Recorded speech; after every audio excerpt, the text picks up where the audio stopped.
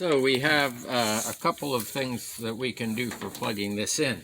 This is our charging plug, and I made this special adapter up to go from this guy, which is your 220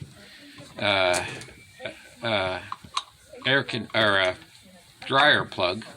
This is the one that it comes with. But since this guy will also charge on 120, we have an adapter to go to 120, which that's this. And now we can plug into 120, which I'm going to do for right now because that's what we have handy. So we plug that in. Now we're ready to plug this in. We plug him in like that till he snaps, and when we hear him lock in, then we come over here, we turn the key on for just a... Oh, well, we didn't need to turn the key on. I thought we needed to turn the key off and on, but it seems like we don't. Sometimes we do. I think if the charger shuts off, then we have to cycle the key off and on. But it seemed to come right on this time. So now we're charging. We see we're charging at 17 amps. And there's our voltage, which is 180 or a little bit above is fully charged. This is our amp hours. Now you notice we've gone past 0 and into the other zone. That's because I drained them all the way down, and these meters aren't perfectly, and our batteries aren't perfect vessels either. So we got a little bit, so we went past 0 in putting our filling our tank again. So basically we took 120 amp hours out, and we put 125 back. Now I'm going to recenter this, and I do that by this middle button here. Push him down and hold him, and you see he clears it to 0. Now you're ready for driving, and as you drive he'll count backwards, and when you get to 100 amp hours you'll know you're empty, or you get a little more than that. So now the next thing, I'm over here at amps. See, he's charging at 17 amps. I have a switch back here. If you look at this switch right here,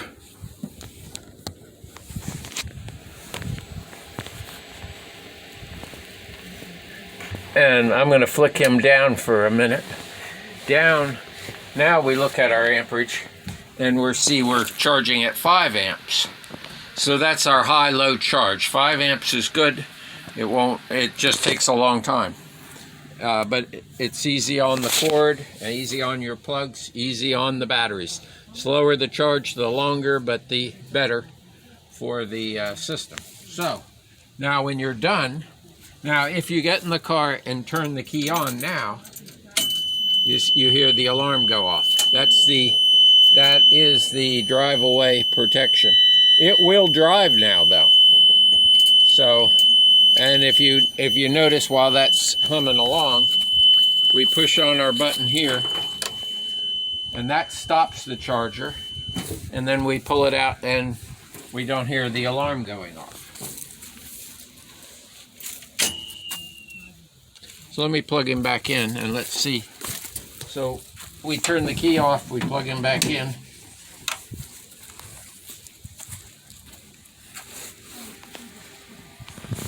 Oh, and he started up on his own. All right.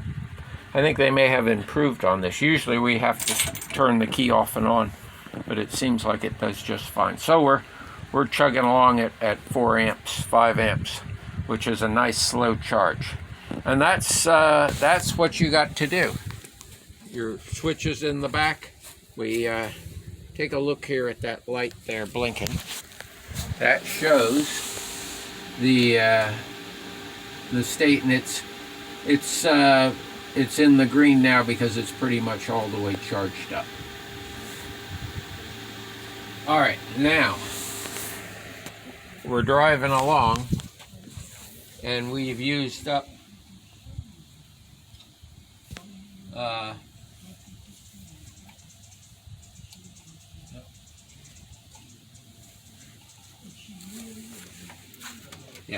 we're driving along, and as we're driving, our voltage is going to be falling. When he gets to about 160, that's when you're getting close to empty. And we have an alarm set on here, and we have the controller set to start cutting back at some point. So you'll hear an alarm. This light right here will light up. Which light? That's that middle one. We also have this light for our BMS in case one cell is not happy. And you'll be watching these numbers here. Now, that's our amp hours. That's our times, and this is how many amps we're using. So when I'm driving, I like to have it on the amp so I can see how efficiently I'm driving. Acceleration, it'll go up to 150, 200, 300 amps. Regular driving and cruising, you'll be somewhere between 75 and maybe 150. All right, so that's the easy stuff. Now the hard stuff, if we've got some problem for some reason, of course the 12 volts is going to be the thing you want to check first and make sure the 12 volt battery is on. What we have going on with this is that the 12 volt system is not on. The DC to DC is not on when the key is off. So see the battery's sitting at 12.8. You leave the lights on and you see the battery goes down. But when we turn the key on, now the alarm will go off. But you see the voltage goes up just like if you had started the engine and you had your alternator. So if you don't see your voltage going up and down, well then we know we got something going on, and that'll be something to look at. All right, pause it there for a second. All right, this is our BMS app that shows all our batteries. And as we see, they're all really nicely balanced at this time. Now we have two different groups. We got the group of 28, and we got our group here of 16.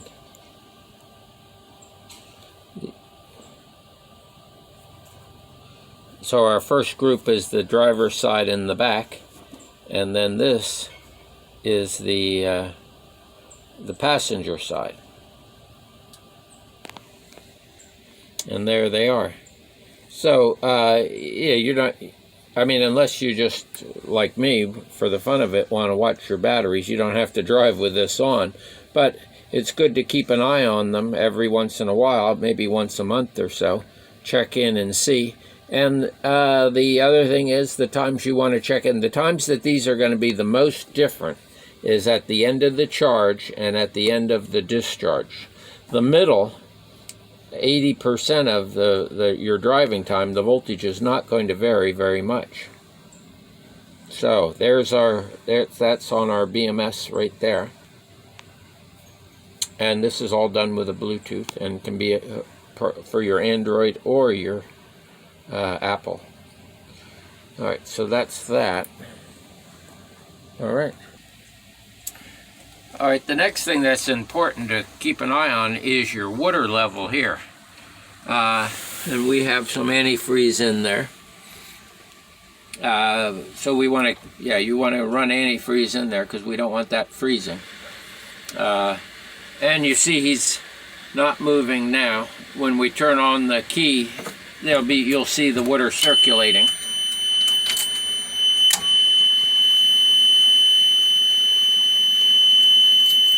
You better pause that. All right. Well, we had our water pump take a little time to start up, and I'm not sure. Maybe I need to put a little more antifreeze in there. For some reason, he took a minute or two to start up. Go ahead, turn the key off there.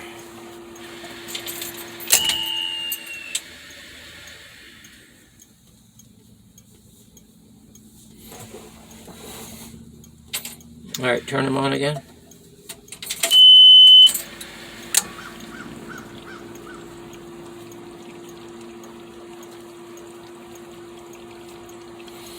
All right, well, he's working now. The thing, if our pump stops working, the controller at some point will start to warm up, and he's got he's heat sensitive, and he'll cut back on his own. So if you're driving and it cuts back, it very well could be that the water level has gotten low on this, or for some reason it's not pumping. So when things don't go, that's the thing to look at.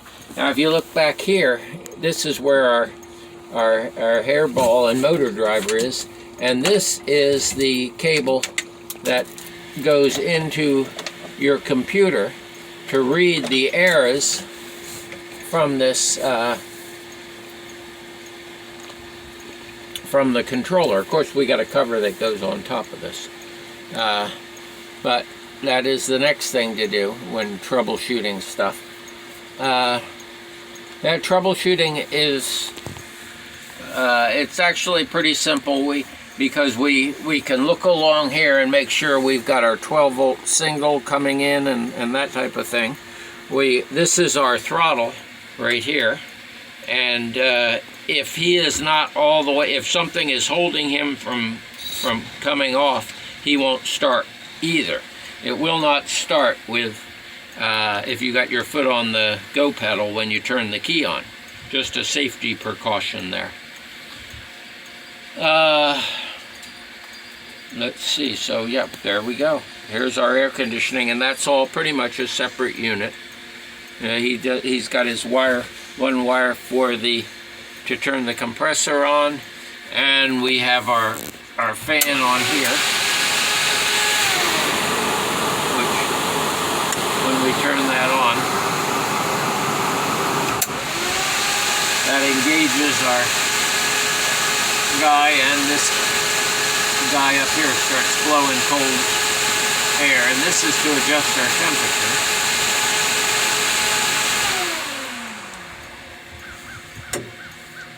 And our clutch goes back off then. Alright, so that's that part of the thing.